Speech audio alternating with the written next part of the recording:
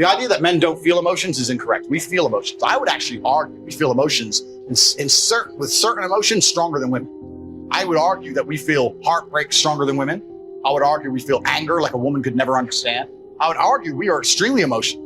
Rage, pure rage. But it's feedback. So when you get the feedback, it's all about how you internalize it and how you process it, right? It's having, stoicism's not feeling emotions. It's feeling the emotion and going, okay, why is this happening? How much does this really matter? What's the most intelligent move on the chessboard? Chess is a fantastic game because in the game of chess, there's no luck. If you lose, no matter how well you played, if you lose, at some point you made a mistake. Even if it's the most minor mistake, you made a mistake. So you learn to understand that no matter what happens to you, if you lose a scenario, you made a mistake. Maybe it's a tiny one, maybe it was 2 years ago, whatever, but you made a mistake. And you learn absolute and utter accountability for yourself. And that mentality is extremely powerful to apply to all things in life. The position I'm in now as the most hated man in the world, although I agree and I truly believe it's unfair, I still take complete responsibility for. I'm not going to sit here and say, I'm telling you why it happened when I talk about TikTok, YouTube shorts, but I'm not going to blame them. Absolutely. They're a company making money and they're monetizing the best they can. Fantastic. All of this is my fault. But the Bugatti on my drive is my fault. And the yacht is my fault. Private jet's my fault.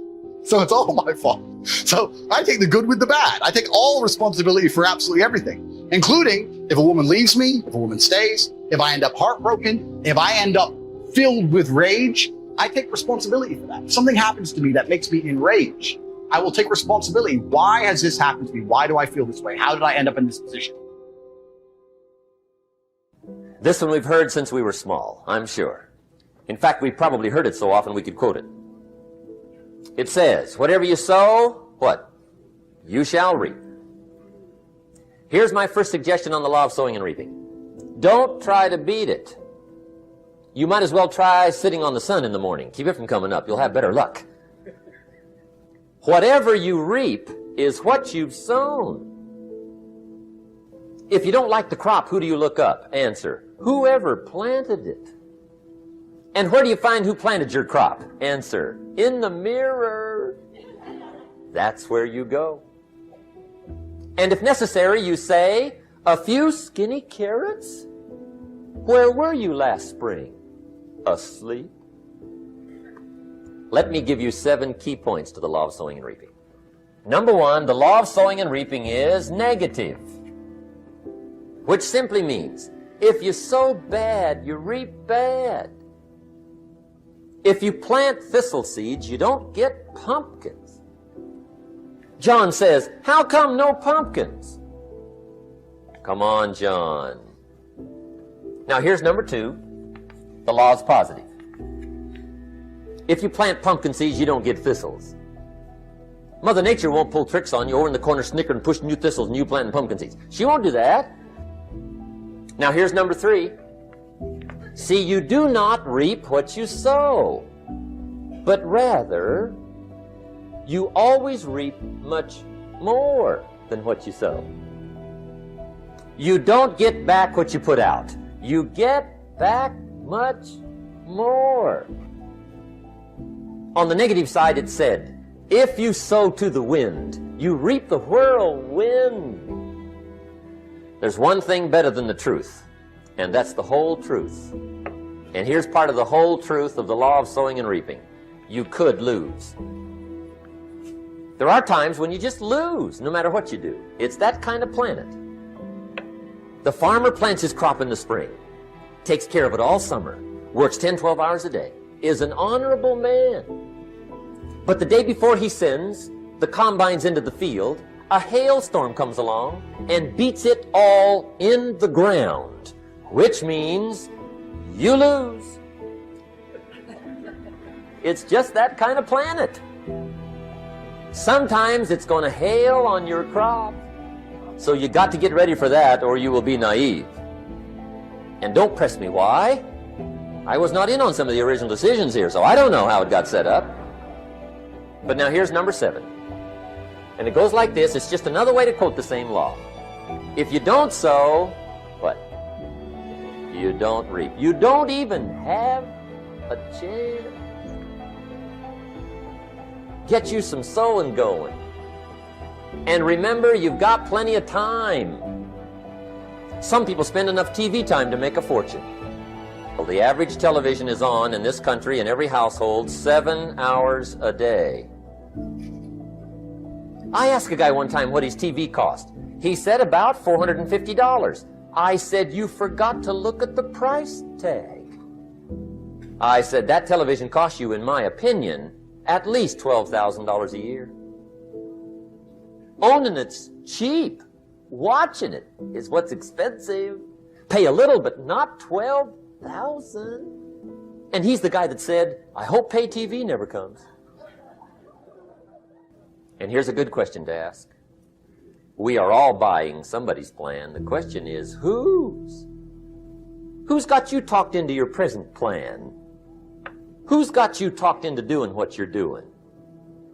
See, 10 years from now, you will surely arrive. The question is, where? But now's the time to fix the next 10 years. And who can? Anybody. It's not what happens that determines the major part of your future. The key is what you do about it. We cannot change the circumstances, but we can change ourselves. If you will change, everything will change for you. Work hard on yourself and develop the skills. I'm telling you, your whole life can explode into change. Money, no problem. Future, no problem. If you just go to work on the right thing and start working on the inside, work on your philosophy, work on your attitude. And if you'll start making those personal changes, I'm telling you, everything will change for you. Seize the moment. Do you know how much time you have left? If you put everything off until you're sure of it, you'll never get anything done. When you have these ideas of greatness, you got to go forward. You got to go, man. Never wait on the right time, because the right time ain't ever coming. But if you don't do it now, when you gonna do it? Oh, when I get all my ducks lined up. Is that right? What if it's not duck season? Defer no time. Delays have dangerous ends. You were chosen to do the greater work. That's why you're still breathing. You're not a loser. You're a winner. You were born to win. You came here winning. I'm not going to be among those who just watch and say, isn't this awful? Your people are feeling hopeless, powerless, that they have no control over what's going on with them. But you do. When life has knocked you down and slapped you around, in order for you to get back up, you got to be hungry to win. Life demands that you pick up the pace. If you don't pick up the pace, you're going to be left behind. You don't want to waste any time. You don't want to join the masses. The masses are home finding out what's next on Netflix. Who has the time to do that? You only want to listen to people that have done what you want to do and have more experience, people that's going in the direction of where you want to go. There's no time to be around people who are negative. That's going to rub off on you. You want to get out of line. You want to jump out of line today if you want to make it. You want to live a life that will outlive you. I don't have time to be looking at no Netflix. When you're hungry to win, you make decisions that your future self will say, I'm glad you made that decision. Thank you. People that are hungry to win are rethinking their lives, and we shouldn't be playing either. Pray as if everything depends upon God, but work as if everything depends upon you. Nothing works if you don't work. You got to take better care of yourself. You got to intensify the effort. Don't just surrender. You got to keep it moving. Every man understands you shouldn't be complaining about things you cannot change. You have to play the cards you're dealt. To be born a certain height and then to sit there and go, what do I do? Well, I'll tell you what you do. You become the best version of yourself, just like everyone else does. Nothing about the height is in and of itself enough value for me to be a valuable man. As a man, you build your value. You are born with the cards you're dealt. Sure, it'd be ideal. Look, I'd love to be 7 foot tall. I'm not. So it's the same argument. If you're 5'2", you need to become rich, strong, and funny, and charismatic, and interesting, and witty. If you're 6'4", you need to become rich, strong, well-connected. It's the same game. So to sit there and complain about it is asinine.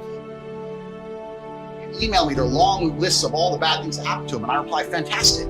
You are so lucky. You have all the building blocks to become the exact kind of man you want to be. If none of this shit happened to you, when something else bad happens to you later, you wouldn't be able to deal with it. Fantastic. Bad things happened to Batman. They killed his parents. Do you understand? That's why he's Batman. You've just told me you have the building blocks. You might become top G when I retire. What are you complaining about? He goes, well, what do I do? I said, you need to work. Take all that trauma. If you're truly heartbroken, my friend, and we've all been there as men, if you're truly heartbroken, you can't sleep. That means you're gonna get in fantastic shape. You better hit the gym. You have nothing else to do. Stop watching YouTube. Stop emailing me. I want pictures of you in the gym. Get to fucking work. Heartbreak's a fantastic motivator, as is depression, as is sadness. Great. Look at what's pissing you off and make sure it never happens again. If you were jacked and rich as fuck, she probably wouldn't have left your ass.